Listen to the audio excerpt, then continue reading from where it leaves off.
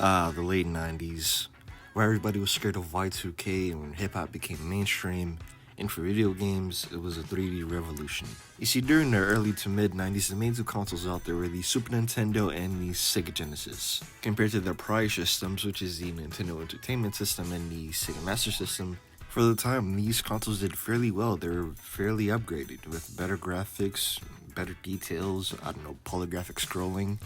I didn't grow up with the 2D gaming generation, so I don't know what to compare them to, but yeah, from the looks of it, comparing the NES to the Super Nintendo, it's far better. Same thing with the Master System and the Sega Genesis. I never grew up with these consoles, I don't have these consoles, so I can't say much when it comes to improvement, but looking at them through video, it's fairly improved. But during the Sega Genesis and Super Nintendo console wars, a new thing came about: 3D. We'll get into that after this commercial break. What's got these guys so excited? Unbelievable! Player's Choice games for N64. Turok, Mario Kart, Wave Race, Star Fox. Oh man! Star Wars, Shadows of the Empire, Cruis'n USA, and Super Mario. I think I'm in love. Each one of these great games is just $39.95. What's going on here? And each one is a million seller. Just look for the Player's Choice logo.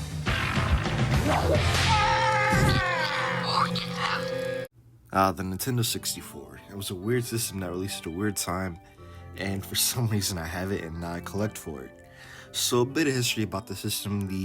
Its prior system, the Super Nintendo, actually lasted for a long time. One of the main titles on the Super Nintendo was Donkey Kong Country, and that was produced by Rare. And wouldn't you know, Rare actually helped make the N64, which back then was called Ultra 64 Project Reality. I'm not too sure, but I believe it was Rare and Silicon Graphics that helped make the N64. Now, while the N64 was being developed, there was already competition in 3D gaming, which was the PS1. We'll talk about that later on in this video. But what makes the N64 tick when it comes to 3D graphics? Well, it's actually the Reality coprocessor inside of the N64. This basically handles all of the 3D with games like Mario 64 or Pilot Wing 64. And Japan, there was this other game. It was Saikyo Habushobi. I don't know what that is, but apparently it's a third-party launch title that released for the N64. Now let's talk about the N64's lifespan. It released in 1996, and the last game that released for it was, I believe, Tony Hawk's Pro Skater 3, which released in 2002, and by this time, the N64 more than died out. You see, while look at the N64 as a great system, in the 90s they had to go against the Sega Saturn and the PlayStation 1. Mind you, the Sega Saturn didn't fare well against the PS1 either. But Nintendo kind of had a niche in the 90s. It was mostly a kid system, but it had some mature games like Turok and Doom 64. It had some mature games out there, but comparing the N64 to the PS1, it didn't really stand a chance. Although you did have some classics like Mario 64, Pilot Wing 64, Ocarina of Time. You had those Nintendo classics in there, but overall though, as a system on its own, it doesn't really compare to the PS1. And I would say the biggest weakness of the N64 was that it was on cartridge. You see, at the time, everybody was moving on to DVD. You see, everybody moved on to CDs and DVDs. They moved on to a VHS to DVDs, and with music, the same thing. Everybody was either walking around with a CD player or a Walkman or something. And because the N64 was on cartridges, it comes with a lot of different issues. One of my personal issues with the N64 is you always have to blow the cartridges before you start up a game. And I know you're not supposed to do that, but it's a quick and easy fix.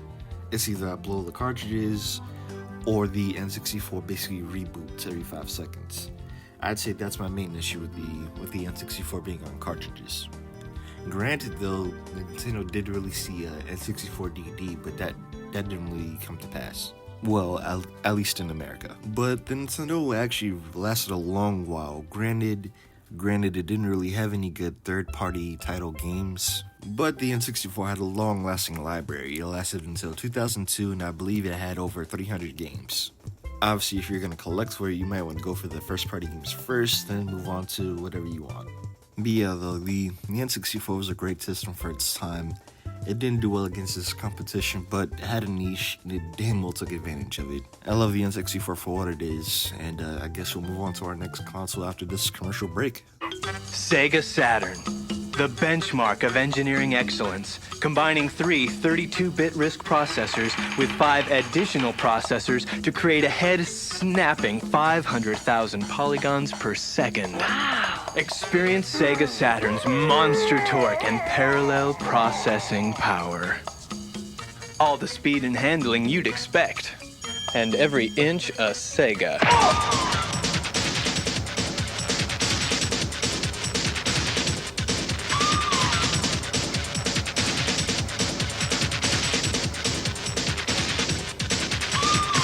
You thought you knew how to play the game?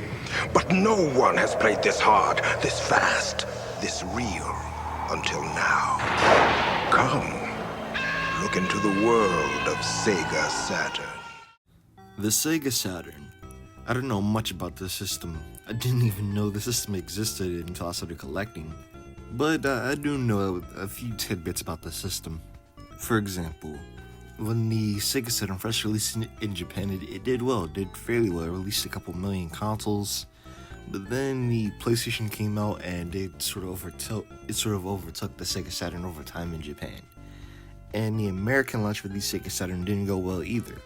This was during the first E3, I believe it was either 1995 or 1996, I am not sure. But Sega basically showed off the Sega Saturn what it could do, all its 3D graphics and whatnot.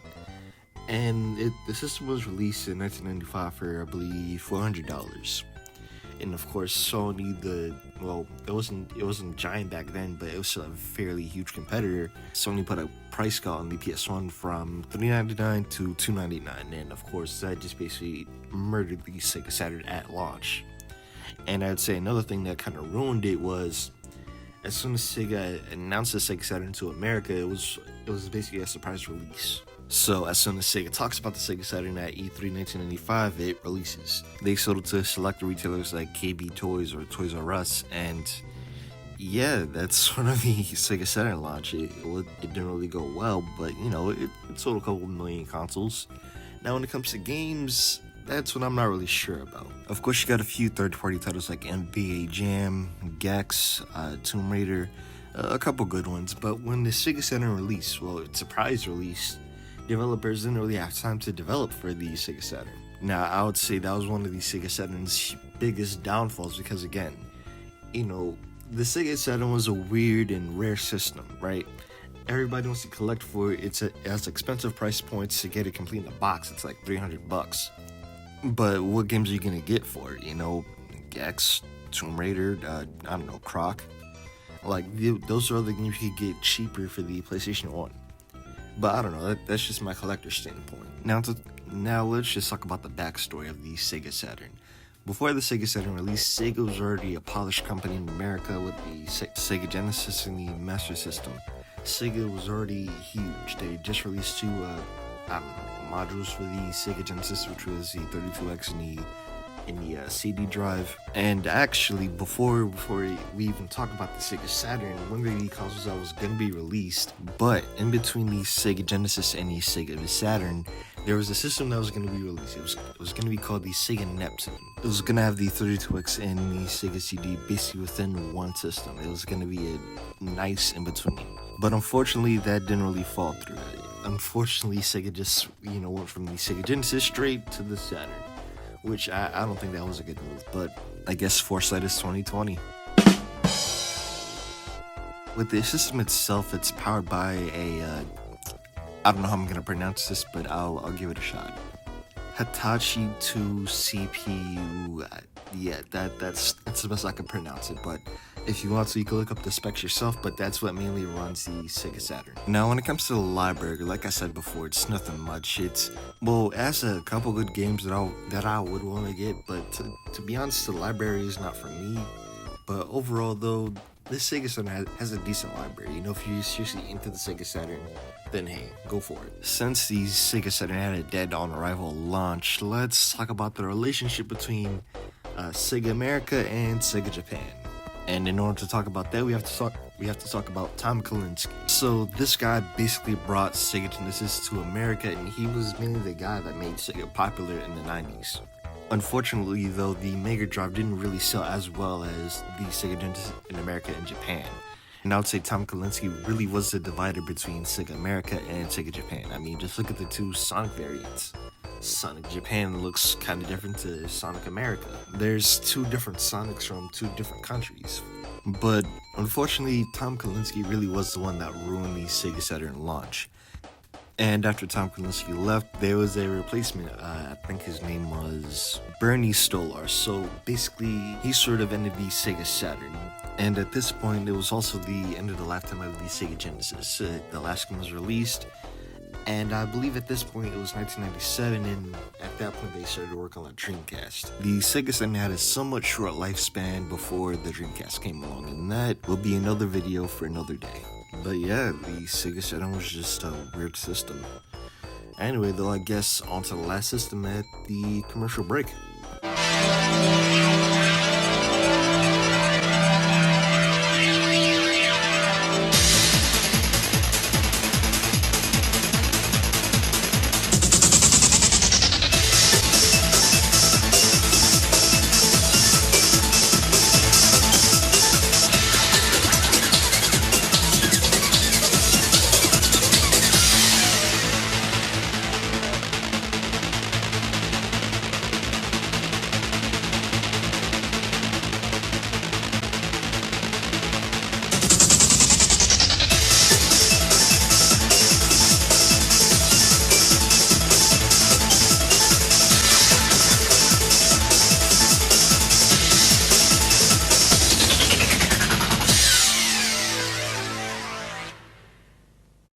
PlayStation 1, what a classic.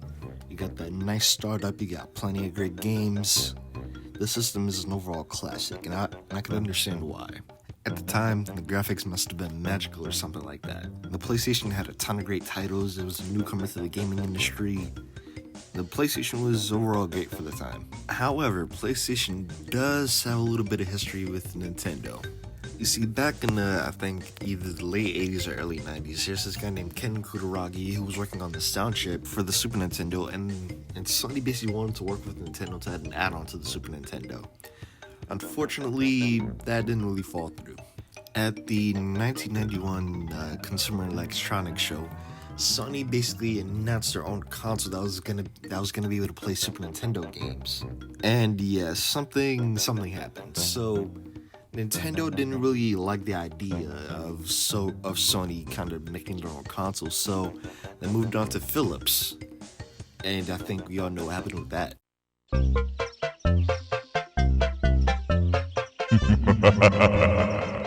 Nice of the princess to invite us over for a picnic, eh, Luigi? I hope she made lots of spaghetti. Luigi, look! With the Philips CDI, Philips had access to the Mario and Zelda IP, and yeah, I think we all know what happened with that.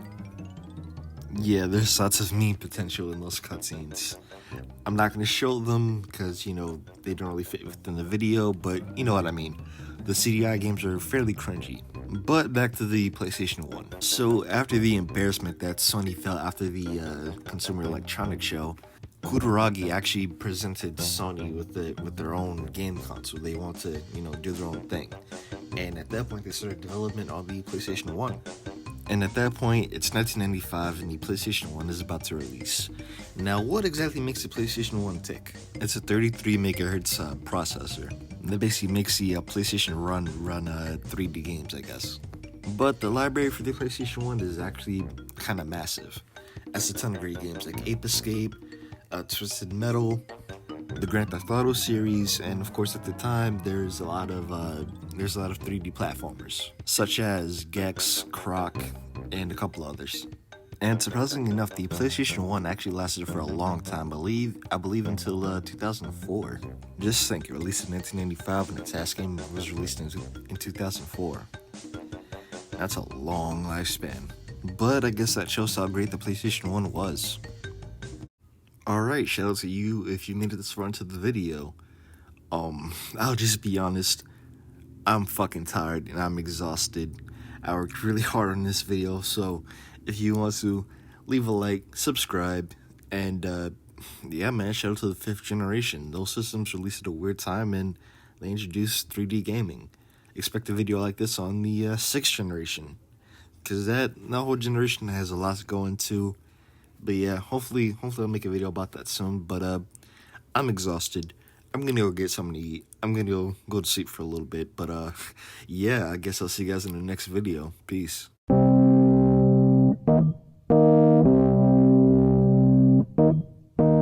Soul making, sound shaking, earth quaking, change.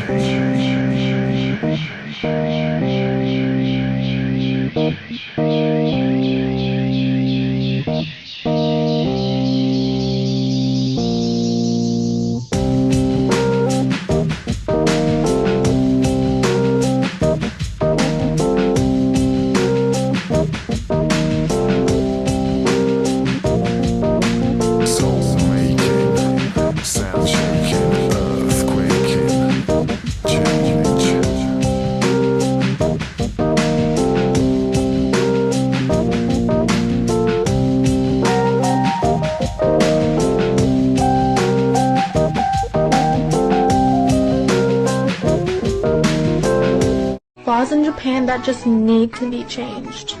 Age of consent. In Japan, age of consent is only 13. Number 2. Gay marriages are still not recognized in Japan. Started from the bottom, now we way up, and I got the baddest face up. Mary, you won't let go of me. Oh, yeah. Bring out the olive.